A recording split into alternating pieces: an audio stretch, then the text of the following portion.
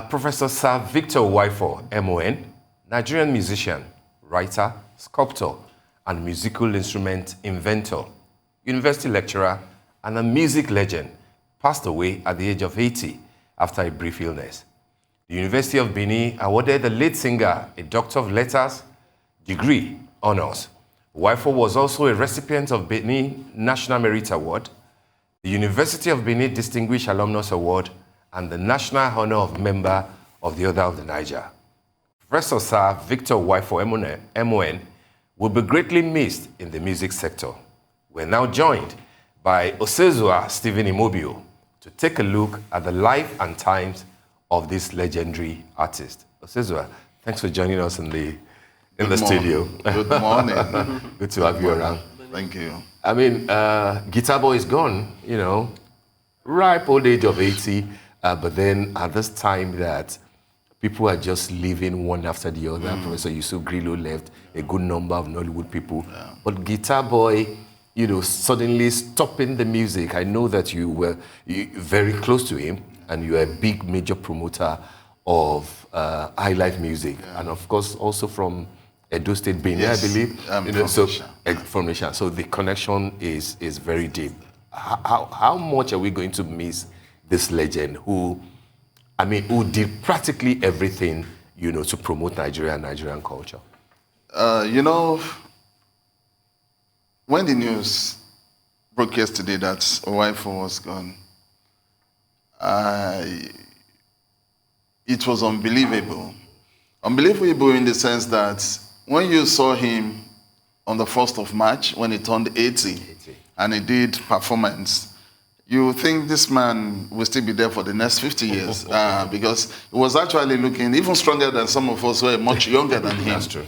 So when I got the news, I felt very, very, very low all through yesterday, just playing some of his music. But then, the industry is going to miss him. Uwaifo happens to be the kind of man that thinks he still has so much to give. I also listened to one of his interviews not too long ago. Said he has more to give even now. So then, if you also study him the past few years, he has done some collaboration with some Nigerian artists like Ice Prince. I think they did Ekasa. And even Tsubaba did, I think, was it Joromi also? He did something with him, collaboration. Yes. So he has so much to offer. I saw the video of about 3 years ago when he was presenting an award to his own wife for marrying him on their 30th anniversary. He gave an award and he said, you know, it's a bit different from every other person in every way. He told the wife that the dowry he paid for her 30 years ago was to the parents. So he now paid her dowry with the sum of 1 million naira. That tells you the kind of character Professor Victor Uwaifo was. Okay. When we look at his music discography, do you have a favorite song of yours, and why is that your favorite? You see, the thing about his song is that anyone I listen to, I think is the best. Anyone I listen to, I think is the best. So, but there are so many, so many. But, you know, I don't know, maybe it's the Benin thing. When he sings, even if he sings in praise of someone, sometimes Benin songs sound like Dutch, even a praise song. Yes. So I like some of all those songs because of, I am kind of emotionally attached to most of the numbers. Uwaifo will be missed, will surely be missed by most of us who appreciate the kind of person, his music. He started very young. He was already a guitarist at the age of 12. Oh yeah, that's true. Even as he played for Isiarinze, isn't he? He played for Olaya. He sneaked out every weekend from St. Gregory's. Okay, yeah. And you know, I think there's something about Greg's too. Yes, they have some. You know the. Oh, is there a reputation for naughty children there? They're not really. They're great guys there. The late Chief Enauro, Mike, the newscaster. Yes. You know, he was also a guitarist and he was a Gregorian too. That's true. So at 12, he was already going on weekends. he go and jam with and play with Victor Olaya's band. And when he finished, he joined the EC Arinze band. Yeah. And he played at, I think, at Kakadu. Kakadu, yes. I think for most of the time, he was also a student in Yaba Tech then. So he achieved a lot of things, even academically. At 22, he has his ND from Yaba Tech. And the man waited another maybe 32 years or so at 54. Right, to return to school. He returned to school he got his Bachelor of Arts degree. 2 years later, his master's. Then he went all the way for his doctorate and all that. He's someone who focused that I want to achieve this. I think that professor has been something he wants to be called. Yeah. And he made sure he got that. If I can return to Femi's question, about which one is your favorite, I'd like to answer that question so that I can use that to ask you another one. Okay. For me, it's between Jerome and Guitar Boy. Do you get? Jerome, 56 years ago or something like that. Yeah, 1965. 1965. I mean, you still hear that music today and you're like, wow, this was a special, person. This is a special composition and everything. But for me, Guitar Boy speaks to not just his ability to sing and be a cultural person, but as a musician, and you could feel the guitar in Guitar Boy. But it's the story of Guitar Boy, that impresses me. And I'd like to ask you, when he says, if you see Mami Water, never run away, was that just a song, or was it telling us a story, a personal experience? Yes, it was a personal experience. I think when he finished his ND program in Yaba Tech, he actually studied graphic arts. He was working as a graphic artist with NFS then, now NTA. And he said most of the time, of course, TV station was like that kind of maybe 4, 5, 6 to like 9. After 9 o'clock news, then the station closes then. So he said he would go to the Bar Beach, which is just a walking distance from NTA, and relax, craving inspiration. So on one occasion, he said he stayed very late with his camp bed, just relaxing. And after a time, the wave was the water was really troubled, yes. And looking down, he saw like a silver color figure approaching. Then before he looked further, it was already in front of him. And she called, I don't know, is it he or she now? I think it's a female. She called him Guitar Boy. Said then it was like, I'm not dreaming now. And if you see Mami Water, and that's why, if you just a line, if you see Mami Water, never you run away. And within some few seconds or minutes, she disappeared. And they said he quickly grabbed his guitar. The next day, arranged his band and created that sound. Wow. It was a personal experience for him. Talking about his experiences, what do you think his lasting legacy will be? Depending on where you look at him from. As an inventor, the man invented a car, a motor vehicle he built out of fiber in the process of working as a sculptor. And he said, okay, why can't I go, this thing is as hard as metal, but 50% lighter than metal. He built a car he drove from Benin to Abuja. Besides that, some of the instrument was created by him. Some of the instrument he's created. I remember he also invented the double guitar thing. Yes, he made that very popular. You have the one he combined the guitar and the keyboard and the rolling, the 360 thing. The man was just an extraordinary human being, and he was a bodybuilder. I saw his picture as an 18 years old, and until death, he was still doing bodybuilding. He was fit. The last time I saw him was in perform was 2017 when he was invited by the Lagos State government to, as an evening of the elders. A few Lagbaja was there, different, and it was already 76 or 77 at that time, and on the stage with the rolling guitar, people were like, wow, this man, he's ageless. He was also a commissioner for arts culture. Yes, he was the first Commissioner for Arts, Culture and Tourism in Nigeria. In Nigeria. Yes. But he served Edo State. Yes, he served. How do you think Edo State will remember him? I read what his colleague in cabinet, Uncle Sonny Rabo, wrote about a moving tribute.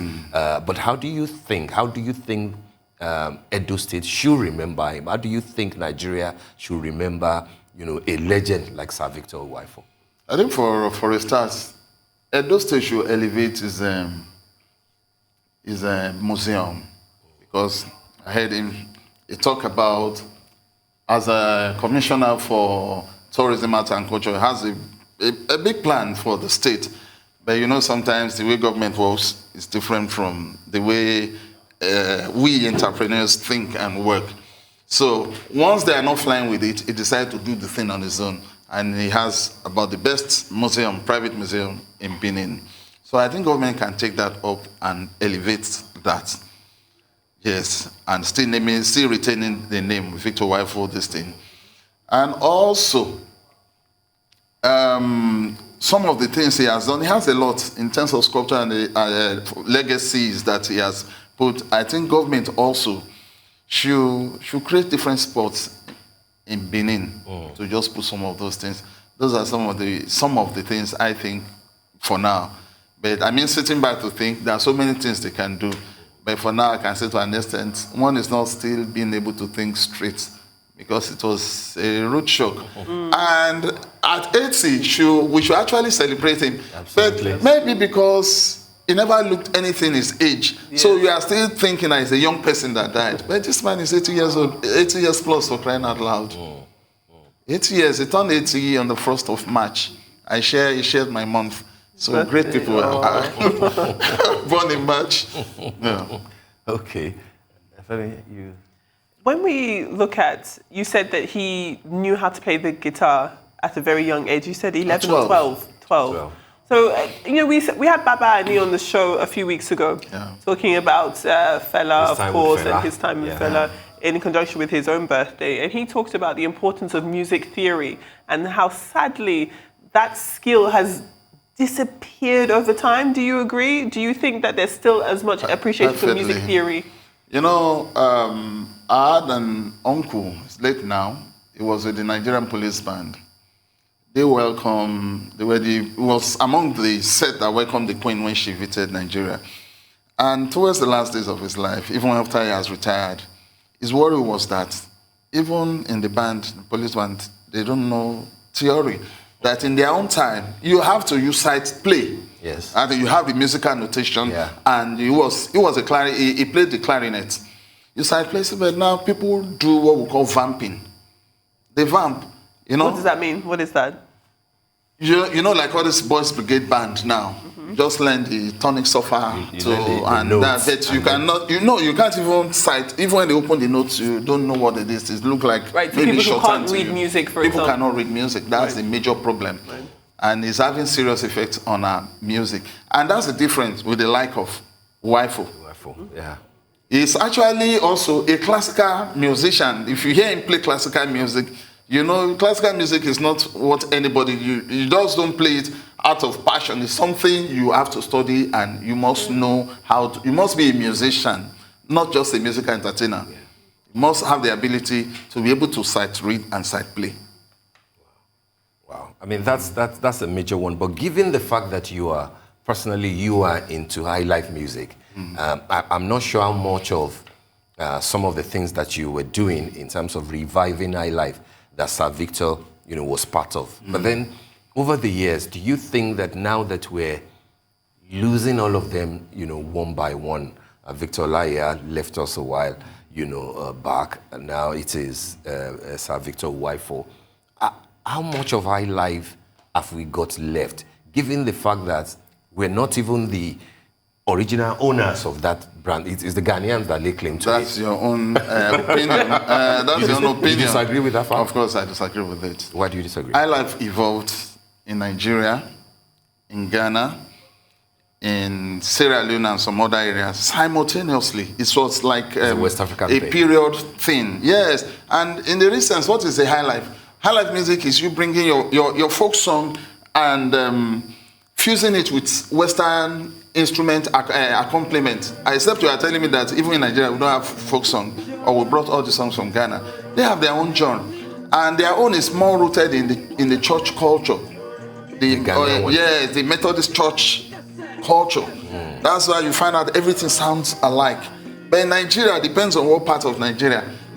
If you go to the east, their own, it reflects their kind of their folk style. Yeah. If you come to the west, you have the kind of. If you go to the north, like Balamila thing, yes, you feel that Hausa thing, and that's for me that's the flexibility and the richness, yes, of HIGHLIFE music. Okay, OSEZUA, hold your thoughts. And when we return, we have to go on a quick break now, and when we come back, we'll still expand on this argument and celebrate, Sir Victor Uwaifo. So do stay with us. We'll be right back.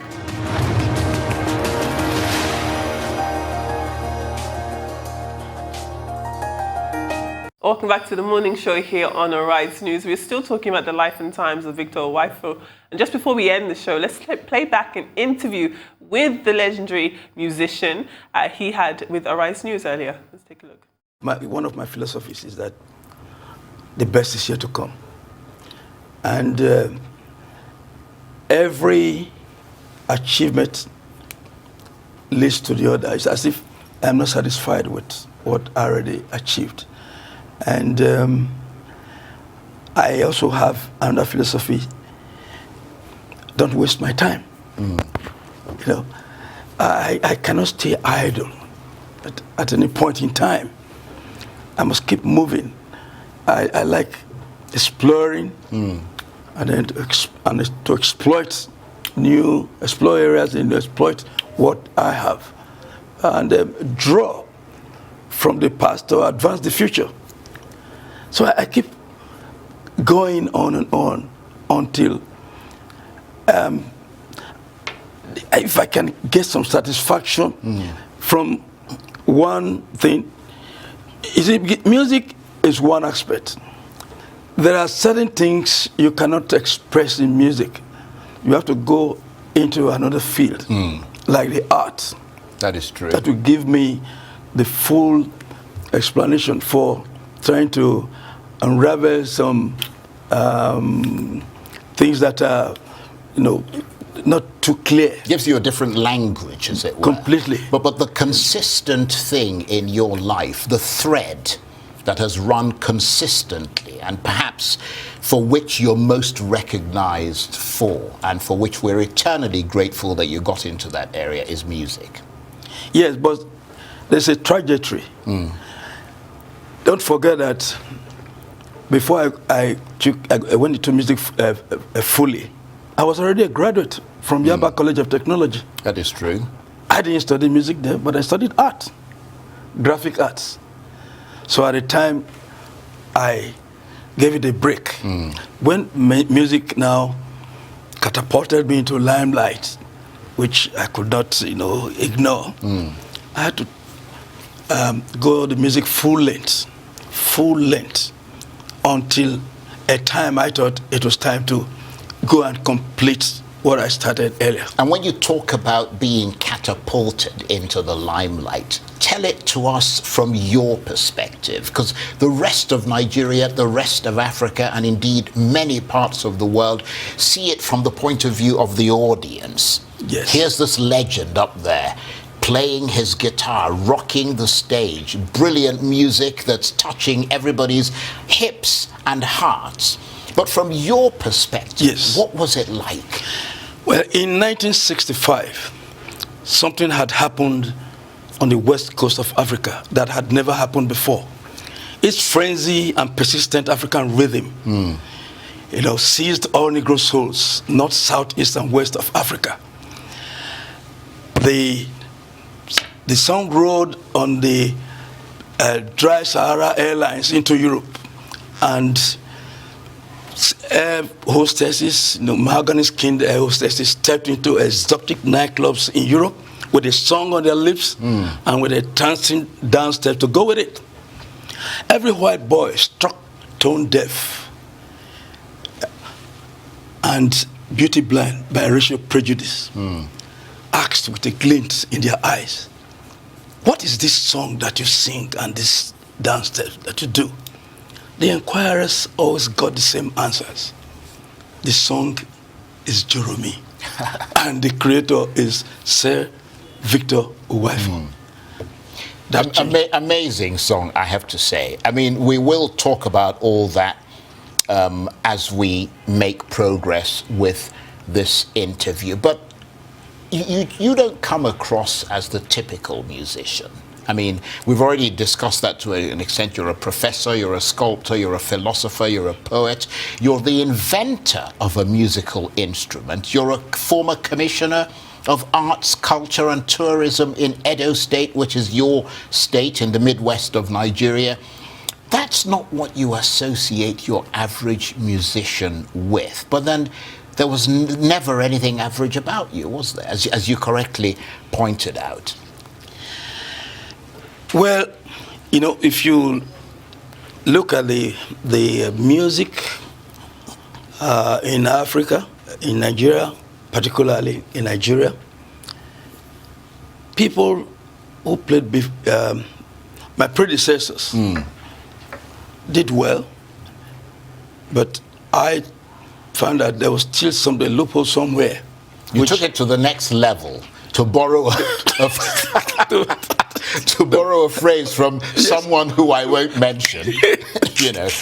But I mean, did you do all the things that one imagines that musicians do? Because I mean, here you are, as I said, you're a professor, philosopher, poet. I mean, these are a lot of things that musicians are not associated with. Musicians tend to be associated with smoking and drinking and drugs and womanizing. Did you do all that? That's it. I have never smoked in my life. Not that I smoked and I stopped. No. Cigarette had never touched my lips since I was born. No wonder you look so fresh. I don't know about that. Well, seriously, cigarette is a killer. And I don't drink. You don't drink alcohol at all? No. But nowadays, I can take some red wine when I'm eating. But I build up, I do a lot of exercises. Don't forget, I was a school high jumper and I set up a high jump record, still unbroken till this day. Well, you still got the athletic look, I have to say. But I mean, did you womanize? Sorry, hate to put you on the spot there, but you know. You know, an artist sees beauty in ugliness.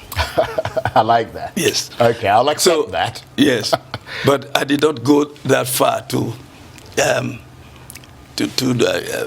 go into women. Right. Or smoking or drinking. No vices, basically. Yes, no vices. Okay, well, we're back to the show. I mean, OSEZUA, that's one of his key interviews with Arise News.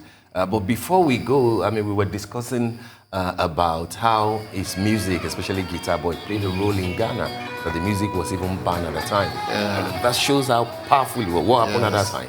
I think it was a coup of, a failed coup later, of April 1967. Yeah. The theme of that coup was Guitar Boy. For whatever reason, the coup plotters decided to name that Guitar Boy. Maybe they're just craving for change, because I think that music brought a whole lot of change. And the music, instead of the martial music, what they played was Guitar Boy. Wow. And when they quelled that coup, they banned the music. I think that was wrong. But did he return to Ghana at some point after that? Of course, he is not part of any coup. They just use his music. Okay. And use his line, Guitar Boy. Wow. Great man, no doubt. Yes, I mean, we'll miss him greatly. And I know that a lot of people also came out of his band. Yes. Sonny Okosun, for example. Yes. Different people. Played with him as his second guitarist, with Victor Uwaifo on the first. He's the second. He was the second guitarist. And they will all meet there now and form their band. All right, thank you. OSEZUA. We've been discussing with OSEZUA Stephen IMOBHIO, close associate of the late legend. Thank you so much for coming.